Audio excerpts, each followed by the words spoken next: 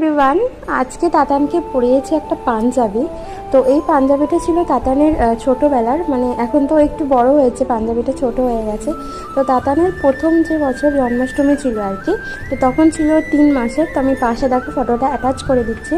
তো তখন এই পাঞ্জাবিটা ওর জন্য কেনা হয়েছিল। তো তখন তো বাবু মানে খুবই বড় হয়েছিল, ওর গায়ে পড়তে পারছিল না।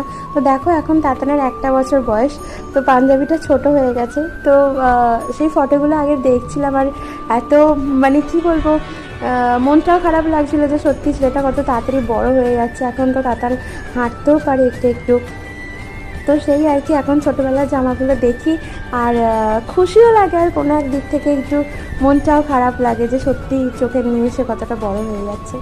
তো যাই হোক, তাতানকে এই পাঞ্জাবিটা পরে তোমাদের কেমন লাগছে বলো।